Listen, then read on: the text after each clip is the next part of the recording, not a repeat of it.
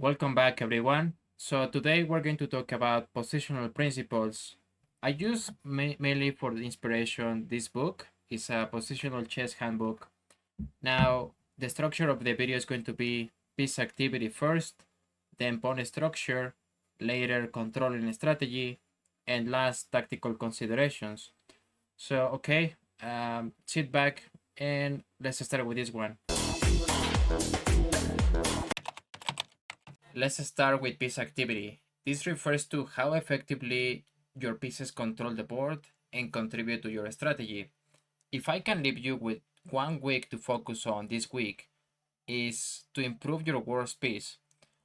Oftentimes you're going to see that in a position like this, where your pieces are in the first rank, probably in the second rank, and in this one is even more obvious because this bishop is blocking the two rooks.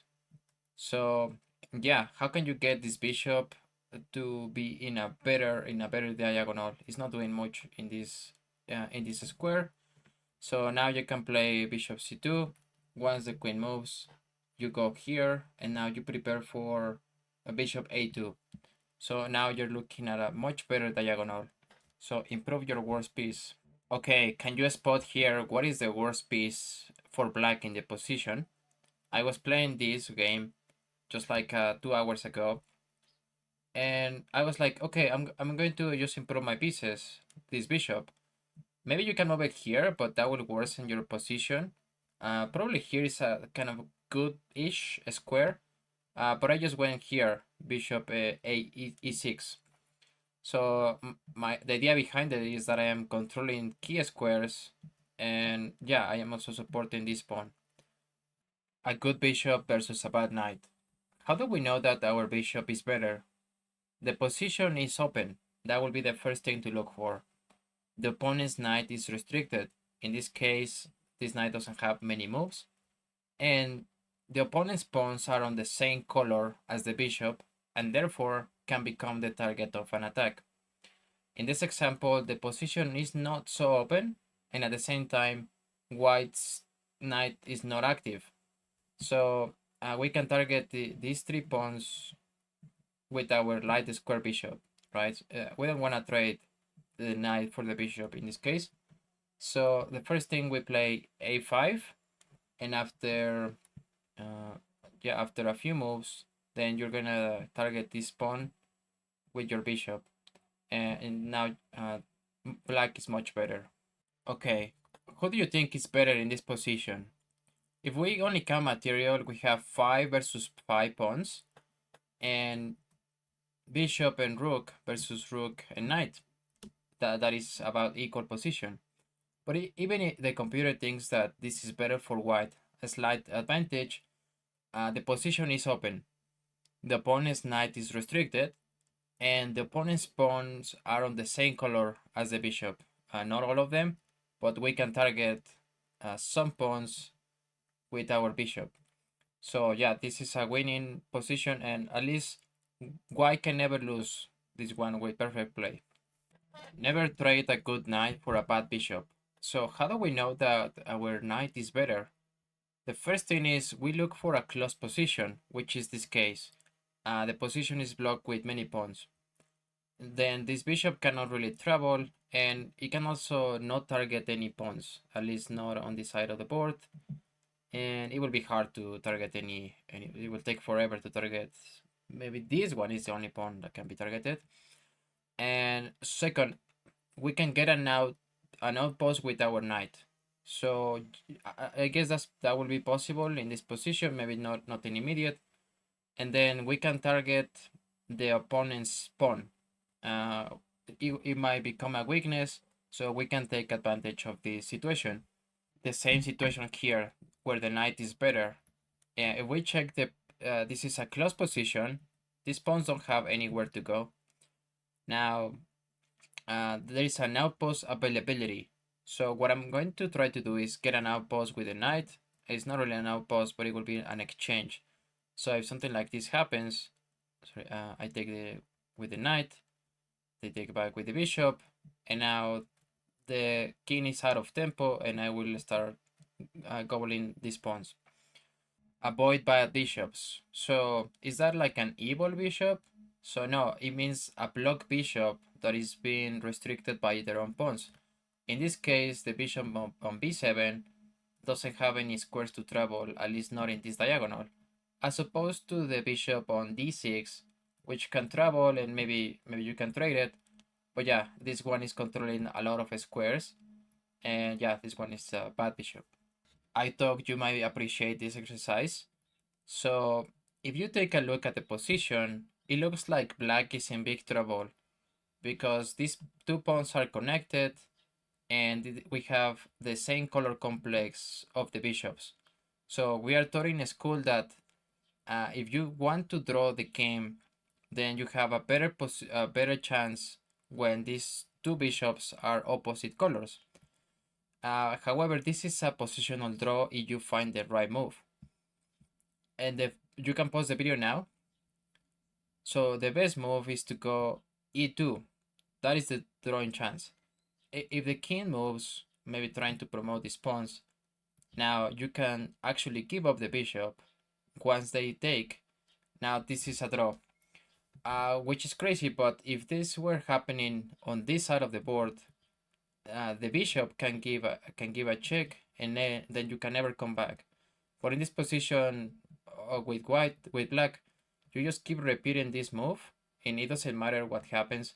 You just keep repeating and going to g8 to h8. So yeah, it's all good. You cannot go wrong by activating your rooks. So in this case, you can play d takes on c5, and now once they take, you can play rook a to d1, and you should be better as you can bring the other rook and double up your rooks, and black doesn't have the space to do that. So even they put the rook here, they don't have this square to do it.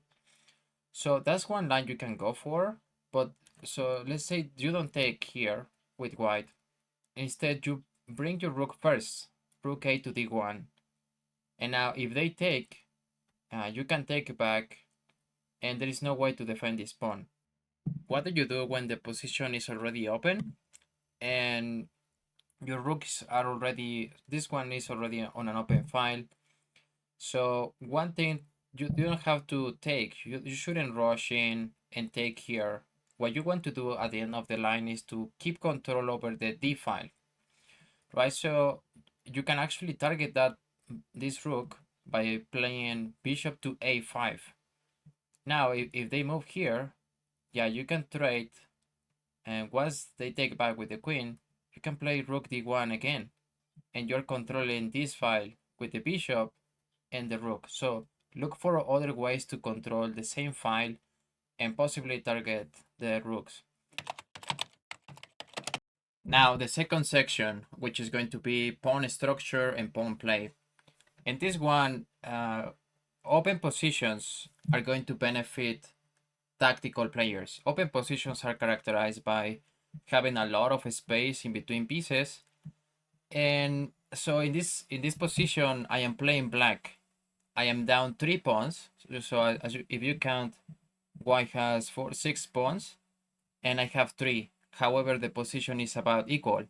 I know that my opponent is a positional player, and he's honestly much better than me, but I'm messing up the position and make it as tactical as he can be, so I can have an advantage.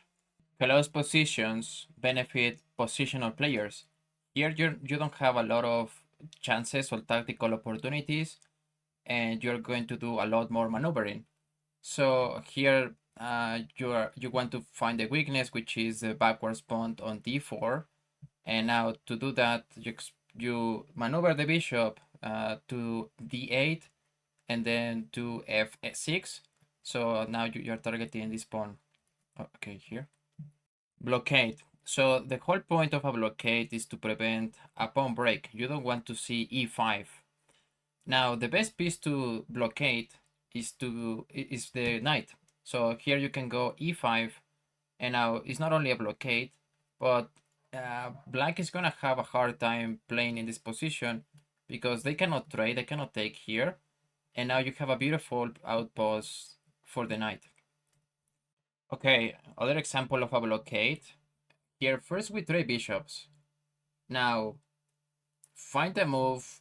It's actually a sequence of two moves that prevent this pawn from moving and targets the c4 pawn. So here what you have to do is reroute the knight. You reroute the knight, uh, and now you're also aiming at this pawn, and the d5 pawn can never move. Next, do not overextend your pawns. I have seen players do this in games. They just start pushing pawns for no reason. Think about it this way. Minor pieces are worth 3, your knight and bishops. So here is basically you have exposed 3 pawns, one piece. 3 pawns are worth a minor piece. So it's almost like you have a bishop out. You're risking more with this kind of play. So let's see some examples of this. For instance, in this one we have e4, c5, Sicilian, and then e5. e5 is considered an inaccuracy, knight c6. Then you have many different responses. Okay, developing the knight, and now you can target this pawn in the center. So here, oh, I'm gonna protect it with my queen. But guess what? I can just play f6, and now I am actually better with black. I mean, like, you are supposed to have a better position with white from the beginning, and you lost that position just by going e5. So just thinking that you're gaining a space, but you're also leaving all the space behind. Let's say that you get something like this. So the most common move here is d6, is to go d6 for black, but maybe they cancel, which is still playable, and you are very tempted to play e5.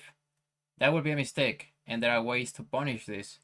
So do not overextend pawns. Just keep developing your pieces. This is good. This is good. So yeah, let's not overextend your pawns. Two connected pass pawns on the 5th rank are unstoppable. However, it also depends on the position of the king. To be sure, in the 6th rank, they will be unstoppable. But here we can sack the rook and now take this pawn. Now we can start pushing these pawns, and the king is too far away. So actually the best move is not even to take the bishop, is to retreat here with the king and hope to hold this position. I learned this from the channel Chess Vibes. So one pawn can stop two pawns. So it's very simple. In this one you have to play a5, because if you don't, then let's say you play something like I don't know, king f3. Now you give the black the chance to play this, and doesn't matter what you play, this is going to be a pass pawn. So, but if you are on time, here you play a5, black can never play b6. If they play b6, now you create a pass pawn on your own. So, and this should be the winning position, as you have 4 versus 3 on this side of the board. The pawn formation is going to reveal the intention of the attacker. So sometimes you see very clearly, okay, you have 4 or 5 pawns in this way. So the attack is gonna come in this direction and maybe on this side of the board. However, here, even as something as simple as 3 pawns, you know that the attack has to come this way. This was actually one of my games, and yeah, it's also it's coming naturally to put my pieces here, and all of my efforts are going to be directed this way.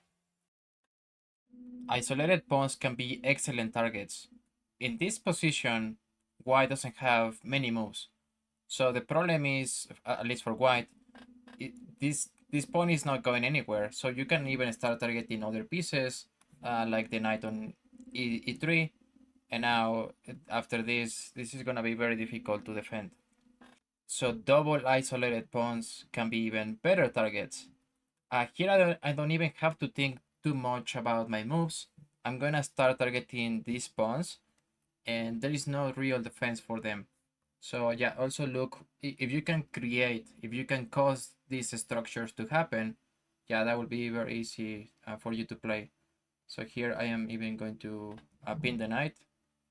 I pin the knight, and now after a few moves, my opponent resign, as this is going to be mating one. This is yeah, in this one my opponent resigned. This is mating one. So whereas isolated pawns can become a really good target. Whenever you have a pass pawn, an isolated pass pawn, then this can become as an asset. They can be really powerful. So especially when you get into the 5th, 6th, 7th, and clearly the 8th rank. So in this position, the knight has to move, and there is no real good continuation. Black doesn't have a plan, so there is it's gonna be really difficult to play for black in this position. Notice how all black pawns are in light squares, so make sure your pieces travel in the opposite color. Here you can bring your queen to d2 and then threaten to checkmate. There is nothing really stopping. Maybe you can try with black here. You can play g4 and the knight has to move. There is nothing really stopping this checkmate. Make sure to attack backward pawns. So in this position, doesn't really matter what black does. This backward pawn on d6 cannot be saved as he's being attacked by multiple pieces. So if you can target these pawns, do it as well, backward pawns. Let's start with this section of control and strategy. Always trade your bad pieces for the opponent's good pieces. In this case, you have bishop g5, and after the rook moves to e1, protecting the knight, you just take the knight, and now you even have a pawn break here in the center, and you should be slightly better. But the bishop was horrible, was just horrible here on e5, and this knight was really powerful. Put your two rooks on the 7th rank if you're playing white, and on the 2nd rank if you're playing black. This is a situation where two rooks on the 7th rank are actually more valuable than a queen. So here you can actually just sack the queen, and this is actually winning for, it's actually winning for white. Look for opportunities to trade off a powerful bishop. In this case, this bishop on g6, which is aiming at this diagonal. So here a common idea is to get your bishop to e3, queen on d2, and now you go bishop h6, trading bishops. So here maybe black can do something like this. You just trade bishops. Bait your opponent into creating pawn weaknesses. So in this position, it is so tempting to play f3 to kick out the knight, isn't it? However, now once we take, this bishop is going to be bad, as well as this one. It's not aiming at anyone. And now we can even mount an attack on this side of the board by taking on b5. So get our pieces here. And this one is going to be slightly better. It's slightly better for black. Whenever possible, try to play with the bishop pair. This is called a double bishop advantage.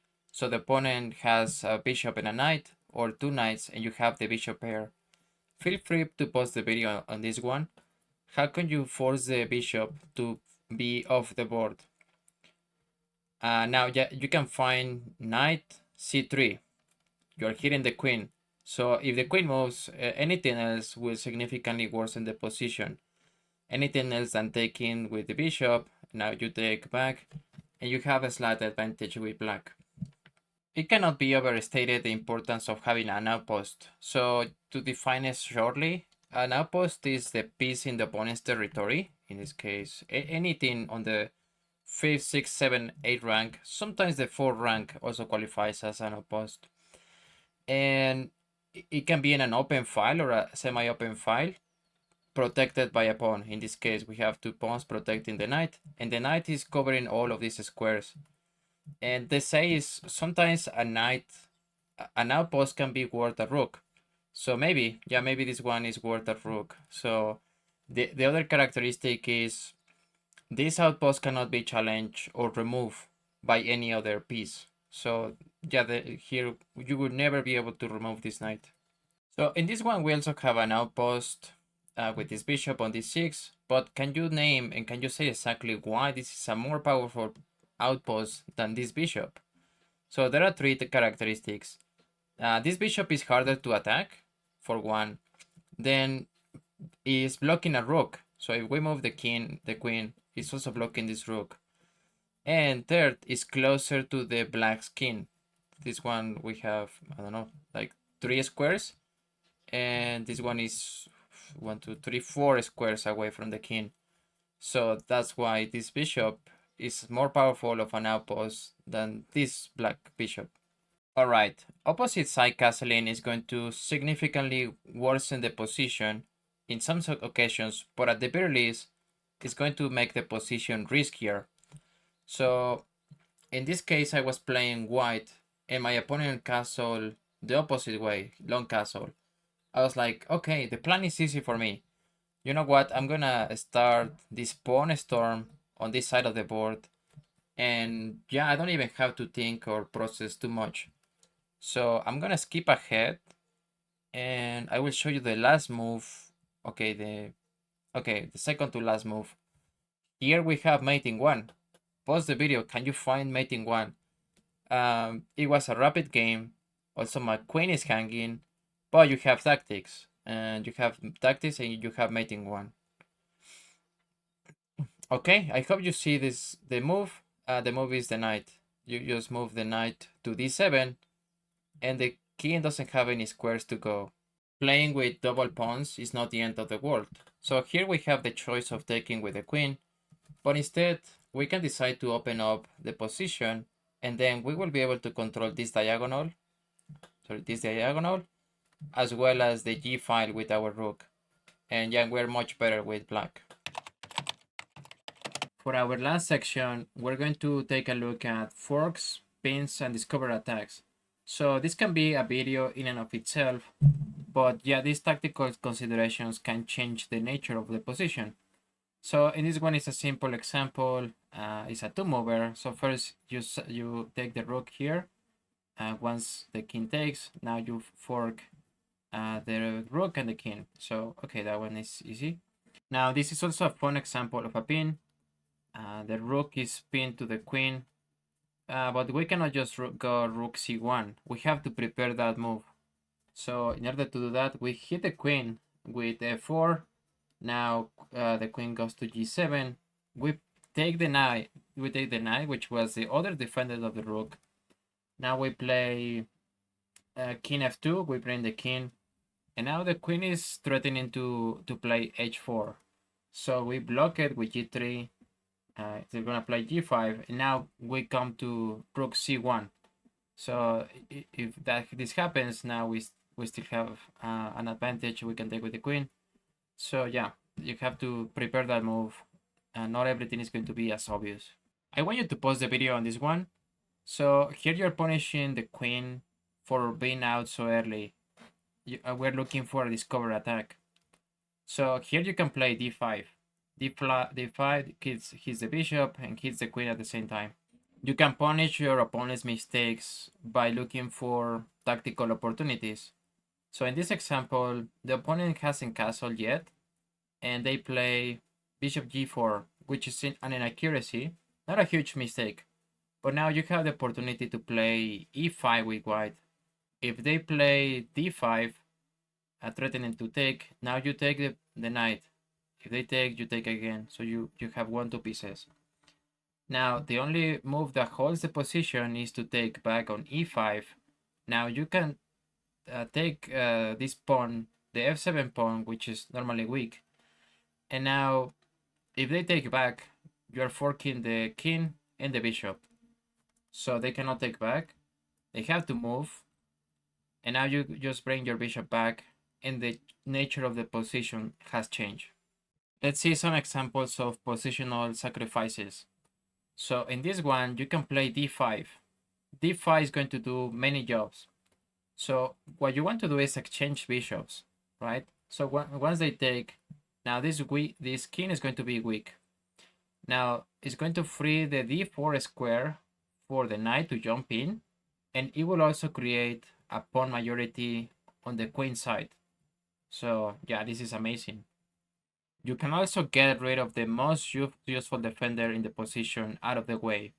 So this was a game from 1955, and the best move is just to go rook e1 defending this pawn, but instead you can also sacrifice the rook, and once they take back, now you have an edge with white. Other thing to consider is the creation of space advantages. So in this position, white plays the Evans Gambit, offering this pawn in exchange for fast development and more space. So I'm gonna skip a few moves and then look at how much space white has for their pieces. It has all of this space, whereas black doesn't have a lot of space for their pieces. So later you capitalize. I'm gonna skip us ahead. For example, here queen f8. Now all of these pieces are cramped, and you can claim more space by playing d6. So you can see how all of them are working across the board and how much pressure you're putting on the opponent. And yeah, and black's pieces are just cramped at the top of the board. So they're kind of getting in each other's way. Okay, guys, I hope you like this compilation of positional principles. Comment, like, and subscribe, and I will see you in the next one. Take care.